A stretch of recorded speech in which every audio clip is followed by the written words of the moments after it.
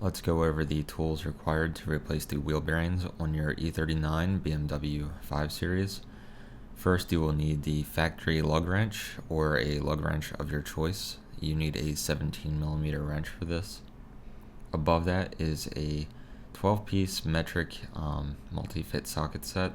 This is to remove the wheel bearing bolts. To the right of that is an extension set with a 1/4-inch extension. I broke this particular extension. It makes the job easier, but it is not strictly required. Then we need a 36mm socket to remove the wheel bearing retainer bolt. And to the upper right of that is a 2-jaw puller. I take the puller apart and use it to help install the new wheel bearings. Beyond this set of tools, you will also need a press of some sort. I use a very large C-clamp, as you will see later on in this video. You also need an appropriate jack to lift the car up and jack stands to keep it secure while it is in the air. Aside from that, I believe that's all you really need for this job. The parts required for this job are the wheel bearing bolts, which you can see in the background. You will need 8 of those. They're kind of on the top left. I chose to buy new wheel hubs, which is the very large object in front of you. If you choose to do this, you will need 2. Alternatively, you can just reuse your current ones. That's what most people do. However, new ones make this job much easier. Finally, you will need brand new wheel bearings. Make sure you get a quality wheel bearing for this project. I bought Koyo bearings from, they came in a Timken box. I can't remember the website I actually ordered them through. Timken generally will package Koyo bearings for you, so they're a good source. The wheel bearing is that thing that you can see on your screen to the right. And again, you will need 2 of those. Let's begin.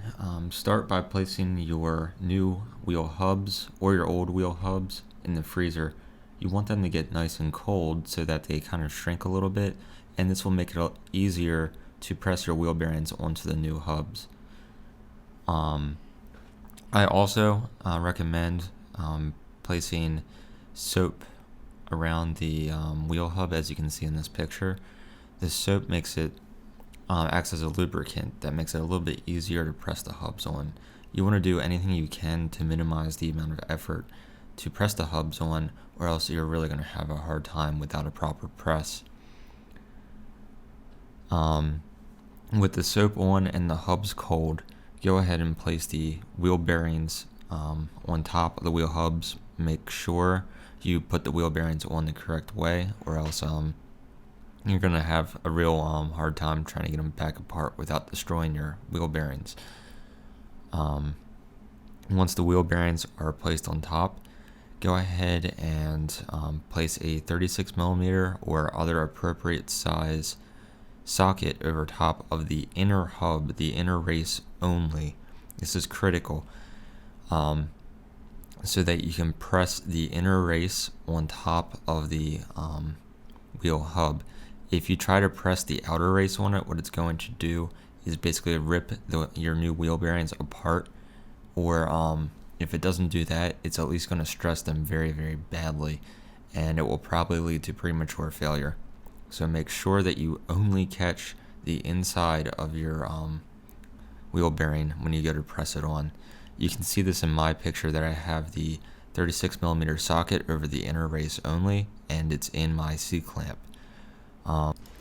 Then go ahead and press your wheel bearing onto the hub. You'll hear popping sounds, as you can hear in the video, as the wheel bearing presses onto the wheel hub. Once there's no space in between the wheel bearing and the wheel hub, you're done. That's it. Seriously, it's that easy, and then we can go ahead and install the entire assembly on the car. So let's get those wheel bearings on the car. Begin by loosening your lug nuts or lug bolts with the car still on the ground, not jacked up. Only loosen them just like a fraction of a turn, then we're going to go ahead and jack the car up. I'd like to take this moment to point out that you should not lift the back of the E39 using the differential. There is some debate in the community about this, However, I can tell you from experience and having done it multiple times myself, it does take a toll on the differential bushings. And eventually this leads to a looseness and kind of it's almost like a thumping when you shift. And replacing those differential bushings is not a fun job. I actually paid someone to do it, and that is extremely unlike me. I do everything on my car, but for that job, you have to drop the entire rear subframe out of the vehicle. You also have to remove the differential out of the subframe, and it's a real pain, and it's very expensive. So avoid all of that and just go ahead and lift your car up using the built-in jack points, or you can do like I did and place a block of wood under the subframe mounts and then lift up directly from the subframe mounts. That's tied directly into the chassis and won't hurt anything.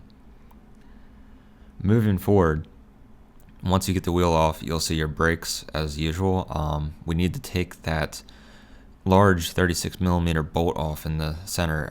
It's staked in place, so go ahead and place a screwdriver or a chisel or something where it's staked and start to bend it back out so that it will loosen. With it unstaked, I used a very large 1/2-inch extension placed on top of my jack stand to keep it in place. Then I used a breaker bar. Actually, I used my 1/2-inch ratchet, but you should probably use a breaker bar and an extension over top of the breaker bar so that you can stand on it and loosen it. That particular bolt is tightened to some very, very large specification. I think it's like 200 or 300 foot-pounds of torque, so it requires a lot of effort to remove. I'm a small guy, so I need to kind of jump on the end of it to get it to loosen. Once it loosens, it's really not that bad taking it off, and you'll be left with what you see in this picture, which is just the bare axle stub and no bolt once everything's removed. Then we can continue with remove your disc brake caliper and bracket, and then remove the disc brake rotor to expose the wheel bearing hub assembly beneath. You will now see one of the 4 wheel bearing bolts exposed from the back. To access these, you go to the back side of the car where the axle enters, and you have to actually remove the axle to get to them. You can try to get to it with a 1/4-inch extension and the small socket I showed you earlier, but do not try to break the wheel bearing bolts loose, or else you'll just break your extension like I did in this picture. To get enough space to work on the driver's side, you have to drop the exhaust a little bit. I supported it with a jack stand, as you can see, and then I moved the axle over. I had to remove it from the differential, and I moved it over next to it, and then I was able to get to the wheel bearing bolts using normal tools. After that, the job was pretty simple, and with all the bolts removed, all 4 of them, you can then remove the entire assembly just by hitting it a few times with a hammer. Since you're not reusing this, or at least not reusing the bearings, it won't hurt anything, so don't worry about any damage you might cause. I don't have any pictures of the next few steps, but it's pretty simple. Your old wheel bearing assembly has been removed, so you go ahead and you place your new wheel bearing assembly in place. You tighten the 4 brand new wheel bearing bolts that you have to their specifications, and then you try to place the axle inside. You'll be able to push it through most of the way if everything's clean, and I would recommend applying anti-seize to the threads of the axle stub, actually the splines of the axle stub too. This makes it a little bit easier to put in position. Once it's through, I usually flip the brand new wheel bearing retainer bolt around, and I start to try and thread it on to the threads of the axle stub. Once it's kind of got a couple of threads caught, what I do is I take the 2-jaw puller apart, and I use it to try and pry on the outside of the wheel bearing retainer bolt, and it starts to pull the axle in. It's like millimeter by millimeter. It's very slow going, but it does work. Here we can see a video of me using this method to pull the axle stubs through. As you can tell, It's definitely very slow. It takes a little bit of effort, but it's definitely probably the easiest way to do this. Other people use special tools. This keeps you from having to buy anything extra. And it's really not that hard. It just takes a little time. You can see that every time I pull it through, I have to turn the wheel bearing retainer nut.